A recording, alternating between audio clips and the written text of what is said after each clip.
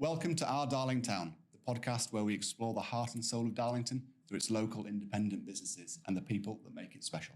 I'm James Carver. I'm Henry Carver, and we're here to shine a spotlight on our beloved town. Join us as we sit down with the passionate local people to delve into their stories and uncover the unique contributions they make to our community and to find out about the town where we live. Get ready to be inspired by the people and stories that make Darlington truly special. You know, these youth workers are arriving, and then we walk into Asda in Winfield, and there was literally the Darlington Stockton Times, and our pictures are right on the front of this newspaper, and it was like, oh my gosh, where have we come to that we are deemed to be front page noise on the street? And we just noticed that there were kids that just needed someone to talk to, and so literally my wife was just like having a revolving door of kids just coming in and just outpouring what was going on in their lives, and it was kind of like, oh my gosh, this is really valuable to them. My wife says, since I did mine, I am actually a much better listener and husband having done it. I was just about to say, my wife will be signing me up, irrespective of whether or not I'm going to be a volunteer. Yeah. Today we're delighted to welcome Martin Stand, coordinator of the Listening Post, a heartfelt project run by Darlington Area Church's youth ministry. Since launching in 2017, the Listening Post has been providing confidential listening and mentoring services for young people facing low-level mental health and wellbeing challenges, supporting them gently before issues escalate. Martin plays a pivotal role in nurturing this initiative, offering empathetic support grounded in trust, empathy and community. We're thrilled Martin is here to share his personal journey, what drew him to this work, the impact he's witnessed, and how our town can rally around young people facing emotional challenges. A very warm welcome. Thank you very much for having me. How are you today? Yeah, good. Not too bad. It's nice to see the sun shining. And Absolutely. It's nice to visit a different part of town and just see kind of like the improvements that have been made around here. So yeah. Yeah. And have you been on a podcast before or done any interviews before? I have never been on a podcast before. I've done a few things. I'm a foster carer alongside everything else that we do, and social services quite often get myself and my wife to do stuff for them. Yeah. So there's a couple of videos out on their social media if you want to go and find them, but why would you? We will be doing that soon. Yeah, I would. Certainly. So tell us a little bit about yourself first and foremost. Yeah, so my name's Martin Stand. I was born in Birmingham, lived in Birmingham most of my life. I spent 1 year in the Northeast doing a gap year when I was kind of like 2021 up in Sunderland. Loved the Northeast. When I got married, we were kind of like, we had a job down in the Midlands doing some youthy kind of stuff. And it was like, time for a move, time for a change. And where did we want to go? We wanted to come up to the Northeast, so we applied for a couple of jobs up in the Northeast, and we ended up here in Darlington. So, yeah, fantastic. I don't normally think of Sunderland as a place to have a gap year. I normally think like Australia or Thailand. Well, it was a community kind of based project, and kind of like worked alongside a local church, and we set up like a parent-toddler group. We did youth work. We did kind of stuff. It was an area called Gilly Law. I don't know if you've ever heard of that. If you go into Sunderland, I don't very rarely go now, but if you go into Sunderland off the A690, it's on the right hand side, there's big tower blocks, and at the bottom of there was a little Baptist church, and it worked out of there.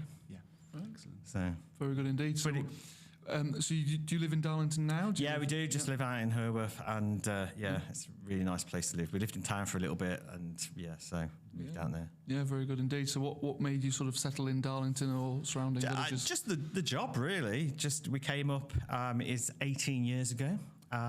And we have been working across the town ever since.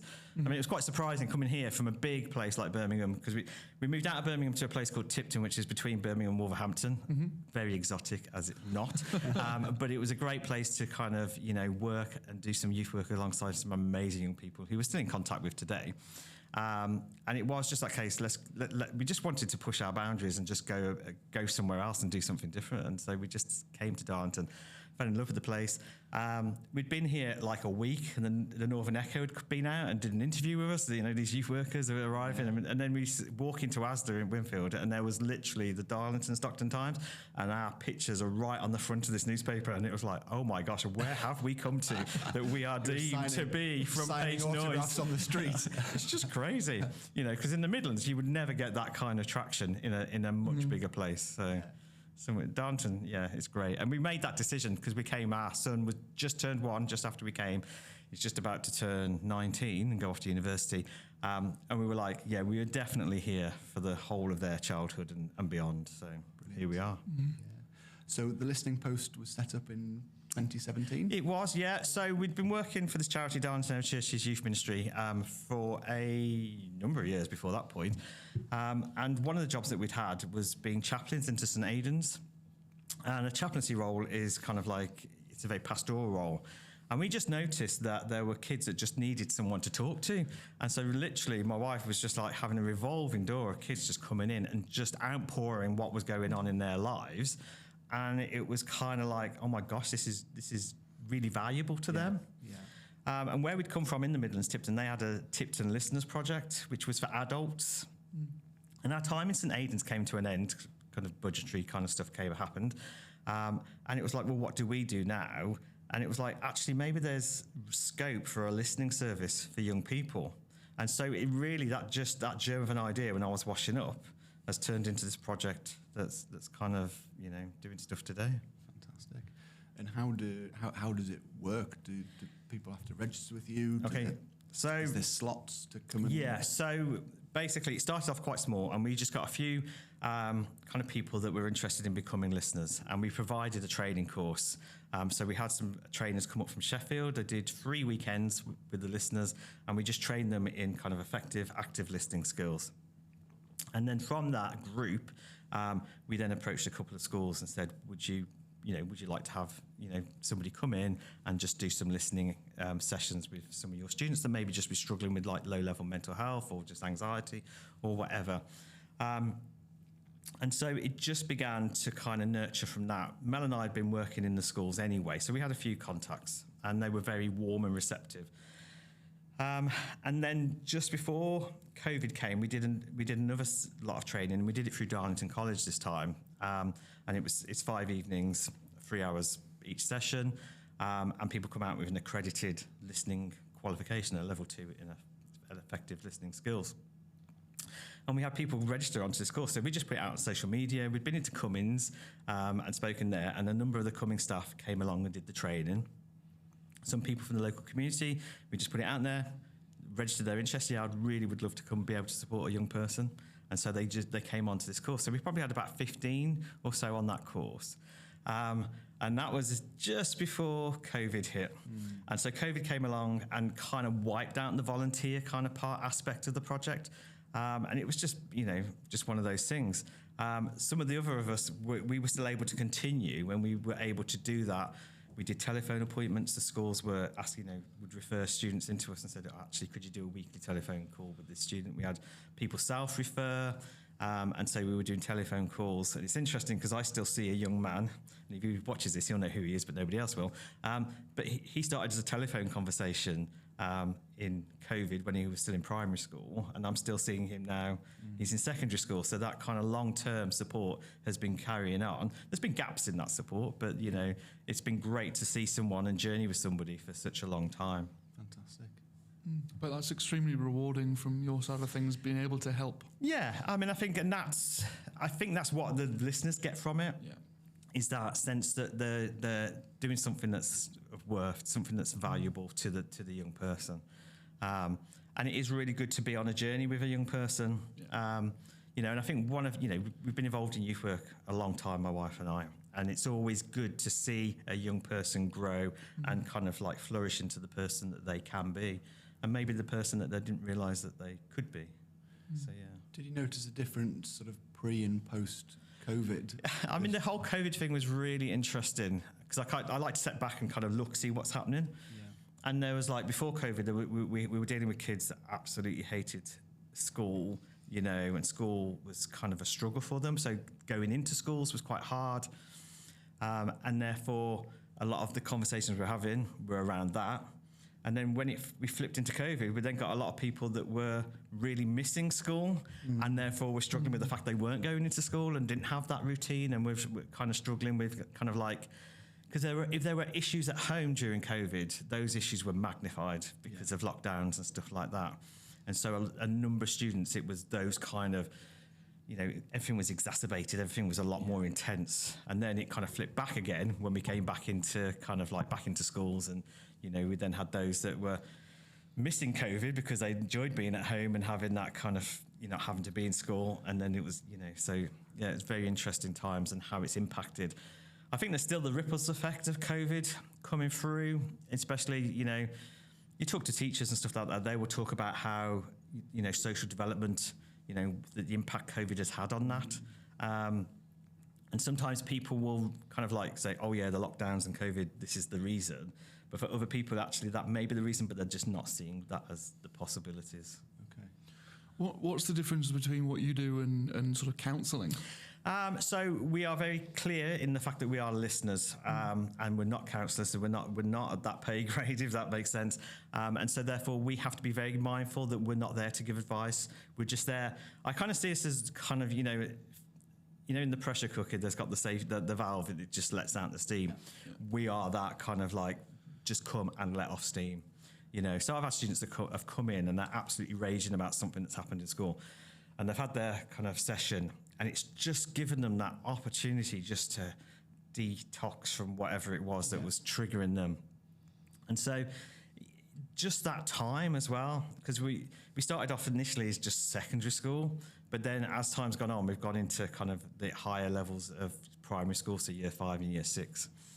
And one of our listeners, I caught up with her a couple of weeks back, and she was saying, I was doing the sessions, but it didn't feel like I was making any difference. And but the parent of the child had been to school and said, I don't know what that person's doing, but my son's a different child at home. And sometimes it's just the time. It's like we're giving kids and the schools people that can just spend time and be present to young people, and that may be something that they're just not getting anywhere else. Yeah, I imagine a lot of children won't want to have these conversations with their parents or with their teachers. Yeah, I mean, we've been very fortunate, and with some of the stuff that's been happening in Darlington, so obviously we've got the Department of Education, they've got an office in town, and we have a few listeners that have come from the Department for Education, and some of them are actually doing it as part of their volunteering hours, so they give up a bit of time a week, go into a school and do listening. So that's opened a few doors. So we did a kind of presentation that went across all of the Department for Education. And we managed to bring a student from one of the schools with all the permissions and all that kind of stuff that entails. And one of the key things she said was actually I was able to talk to somebody outside of my family situation because I didn't want to burden my parents.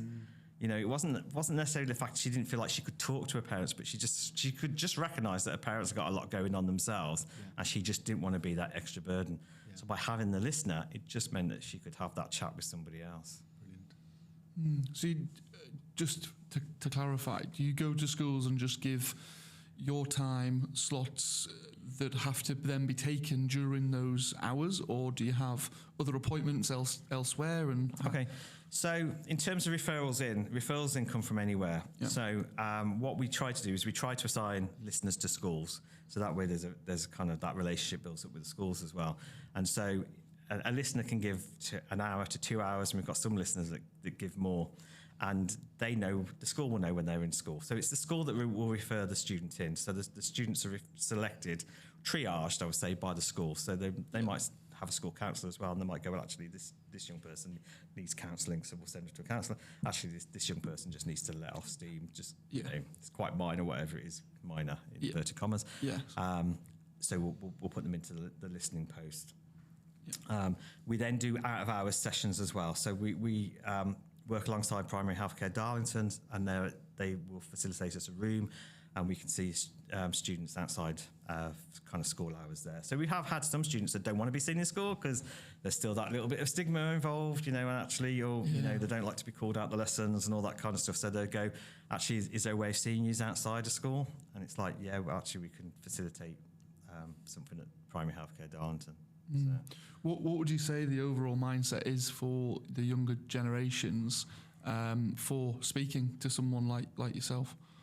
I think most of them are quite open, to speaking. That you will get some that you kind of are referred in by school, or parents have said, I really feel like my son or daughter really needs some extra support. And it can be like pulling teeth for a few weeks. And a part of that is about them learning to trust you, because one of the things we always say is, whatever you say is confidential unless you talk about harm to yourself, anybody else, or any criminal activity, because then we have to pass that on. Yeah, you've got a duty of care to do. Exactly. So, yeah. And so sometimes they're just kind of sussing you out. Kids are very savvy, and it's that kind of like, I might see somebody and it may not work with me, but they might see someone else and they click with that other person because we're just human beings after all. But on the whole, most young people are quite keen to just come and talk because they're talking about themselves. They're talking about whatever they want to talk about. Yeah. So we don't have a kind of program. We're not running like 6 weeks of this, and you're out the other end and you're fixed. It's kind of like, just come and tell me what's happening. Just, what's going on in your life, And sometimes they'll talk about their hobbies and all that kind of stuff. And I've learned so much about computer games that I never thought I'd ever need to know, But then in amongst that, there's the nuggets of stuff about that's really kind of impacting them at home and kind of like, this has happened in school, or, I'm a bit worried about the future, that kind of stuff. And then you begin to kind of just be able to hear those concerns. And the idea behind the listening is you're giving them the space to process stuff that they may well be carrying. I sometimes do a kind of like awareness assemblies as well during like Mental Health Week, Children's Mental Health Week, Mental Health Day. And one of the activities I do in the kind of assembly to make it a bit more kind of tactile is get free volunteers out, and I get them to hold a weight out in front of them. Yeah. One's quite light, one's really heavy, one's in the middle. And they stand there holding these weights out. And I said, as soon as it gets too much for you, just put it down. And so obviously it's usually the person that's holding the heaviest weight that puts it down first, then the medium, then the lightest. And I go, the point of this exercise is it doesn't matter what you're carrying, it's how long you're carrying it for. And if you don't get that opportunity to put that stuff down, then it becomes a burden to you. And it's just, that's what the listening post does. It doesn't matter what a young person needs to talk about. If it's bothering them, even if it's minor, major, they have that opportunity just to go, blah. Yeah. And sometimes you get students that don't stop for breath because, and we do it for the QE as well. And I had a student who used to make notes during the week and then would come to the session and go, right, I wanted to come and talk about this. I wanted to come and talk, so they're effectively making use of the time of the stuff that they wanted to talk about. It's a great sort of experiment / analogy / whatever. It's it really spells it out, doesn't it? What sort of take-up have you had since 2017? Have you had, do you know how many numbers you've spoken to? Or? Okay, so I can tell you the numbers for last year because we do the numbers every year. So at the beginning and the end of every session, we do an evaluation sheet. So when they first come in, we get them to evaluate how they're feeling about various things, about school, about home, about life in general, that kind of thing. And then at the end of the session, we ask them to evaluate the session. And it's not foolproof, but it's something, and it gives us a record. So in the last academic year, I've got the numbers here just to get them right. We supported 273 students in 16 educational establishments, and we did 2,319 sessions, recorded sessions, and 26 of those were long-term. So we've supported over 273. That is up by about 32 from last year, and then it was slightly lower than that the year before. So it does ebb and flow, but the number of sessions each time has gone up kind of every year we've been running since 2017. So it's having a real impact then. Yeah, it does. And I think what we try to do is we try to get kind of anecdotal feedback off the students once they've finished. And that's the kind of stuff we put out on the social media. What difference has this made? And then schools will come back to us and they'll go, I've seen a difference in, Z because he's kind of like behaving better, he's regulating better, because sometimes they just, young people just don't know how to regulate their emotions. So to have somewhere where they can kind of just do something that's going to help them process whatever it is they're feeling, Going back to referrals, is it sort of self-referral? Is it teachers, or can parents, if I'd had a young adult as a child or in my care and they were going through some issues, I tried speaking to them, but they were very guarded. Could I refer them? You can, they come from everywhere. So the main through schools, because that's where we do the main kind of thing. And I think one of the reasons why we do it through the schools is because that's where young people are most of the time.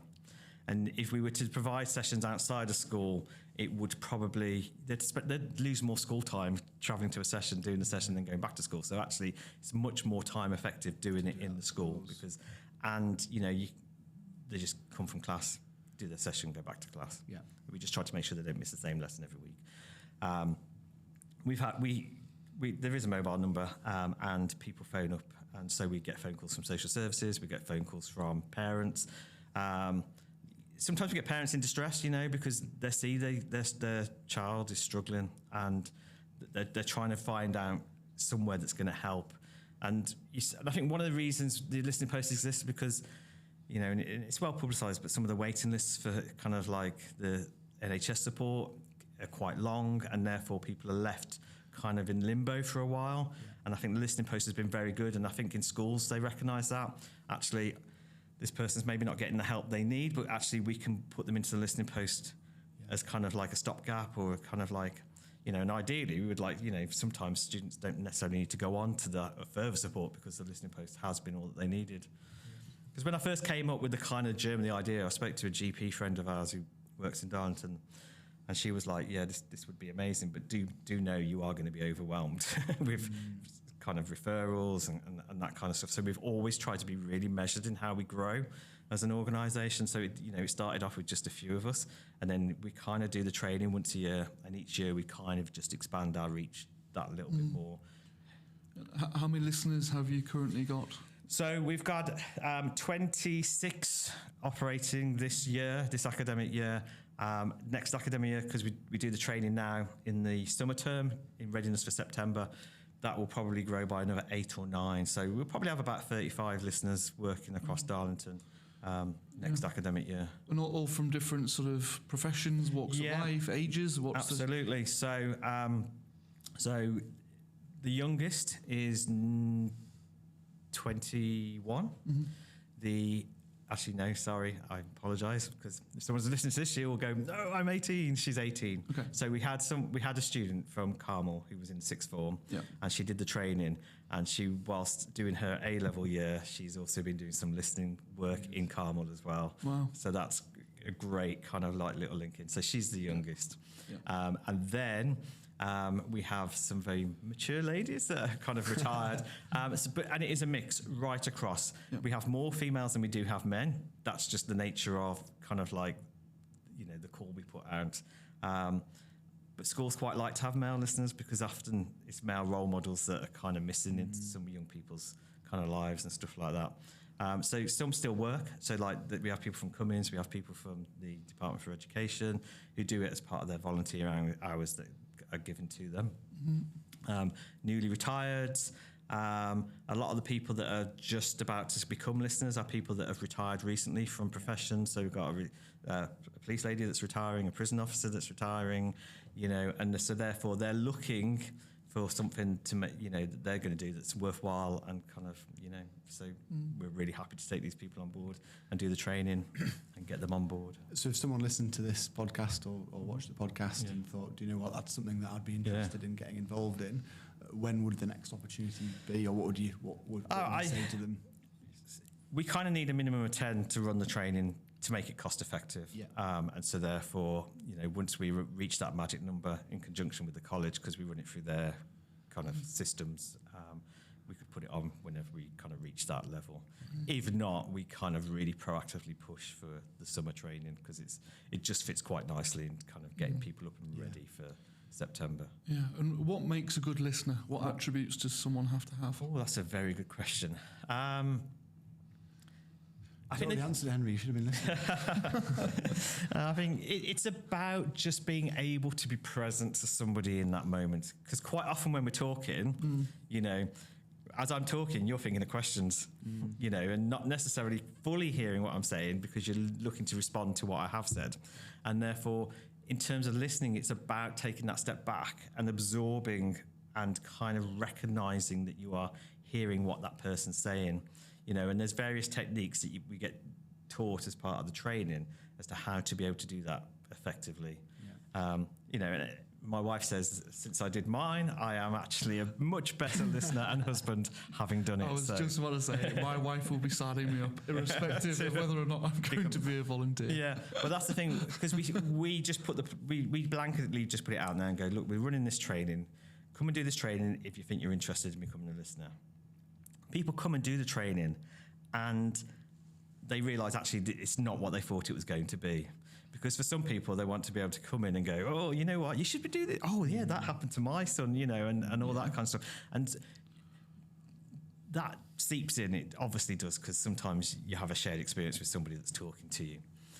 But the mistake is that you feel that how you responded to that is the way to respond to that, or that person should feel the same way as you felt in that situation. And that's the kind of techniques of being able to step out of that and go, actually, no, this person is experiencing this in their own way. And one of the things, and when it comes to young people, one of the things I often say is we were never their age. So we may have been 12, 13, 14 at one point in our lives, but the age in which we live is so different to the one that we grew up with. And I think this is where everything is so fast-paced that actually the relational stuff, that kind of like human contact kind of stuff, has been lost along the way a little bit. And I think one of the things the listening post does is actually restores a little bit of that, because it's about one human being being prepared to care and listen to another human being in a one-to-one kind of environment. And I think that's something that gets lost in the lives of young people. Without distractions, without screens, without whatever else it might be. And I think that's the beauty of it. So going back to that volunteer that was saying, she didn't know, she didn't feel like she was making any difference, but the parent, the student had come in and said, I don't know what they're doing. The gift of time. It was just a gift of time. And sometimes it's not the fault of the parent either, because the parents are struggling 2 jobs, trying to make ends meet.